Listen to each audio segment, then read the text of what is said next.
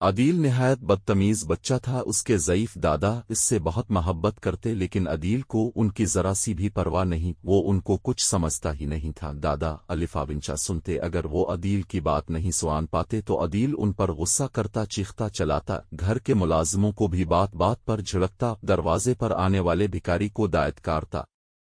عدیل کی امی اس کو بہت سمجھاتی کہ بیٹا، اخلاق سے بڑی کوئی چیز نہیں، اگر تم خوبصورت ہو، ذہین ہو تو یہ سب اللہ کی عطا ہے، اس پر اللہ کا شکر ادا کیا کرو۔ ہر انسان کا دوسرے انسان پر حق ہے، اور سب سے بڑا حق انسانوں سے عزت اور محبت کرنا ہے۔ اگر کسی کو تمہاری ضرورت ہے تو اس کے کام آنا بہت بڑی نیکی ہے۔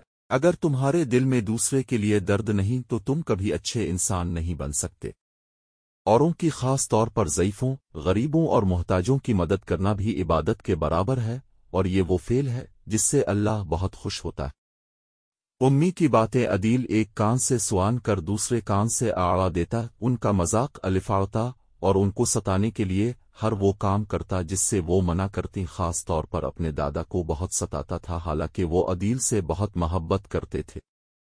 ایک روز عدیل بہت فخر سے بتا رہا تھا، آج ایک بڑے میاں جا رہے تھے، ان کی لاٹھی نیچے گر گئی، میں نے الفاٹے لی، انہوں نے مانگی تو میں نے کے دیا، جس کی لاٹھی اس کی بھینس، اب یہ تمہاری نہیں میری ہے، باڈ ہے۔ بڑے میاں لاٹھی تھام کر چلتے تھے، انہوں نے بہت خوشامد کی کہ مجھ کو دے دو، میں نے نہیں دی اور لاٹھی دور پھینک دی۔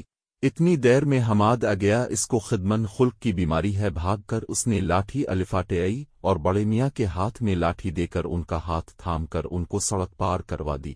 عدیل بات کر ہی رہا تھا کہ اس کا چہیتا دوست روفی آ گیا، اس کی آواز سوان کر عدیل تیزی سے بھاگا اور دروازے سے ٹکڑا کر بری طرح گرا کہ تکلیف سے اس کی چیخیں نکل گئیں۔ فوراً اس کو ہسپتال لے گئے، ڈاکٹر نے معائنے کے بعد بتایا فریکچر ہو گیا ہے، 3 مہینے تک پلاسٹر چڑھا رہے گا۔ عدیل بستر سے بھی نہیں الفاٹے پا رہا تھا، اب وہ پانی پینے تک کے لیے اوروں کا محتاج تھا۔ جیسے جیسے دن گزرتے جا رہے تھے وہ نیکی اور بدی کی کشمکش میں مبتلا تھا۔ ایک دن اس نے اپنی امی سے سوال کیا کہ کیا اوروں کے کام آنا بہت بڑی نیکی ہوتی ہے؟ اس کی امی نے کہا، بے شک بہت بڑی نیکی ہوتی ہے، اچھا انسان وہی ہے جو اوروں کے ڈاکے ساکے کو محسوس کرے اور ضرورت پڑنے پر کام بھی آئے۔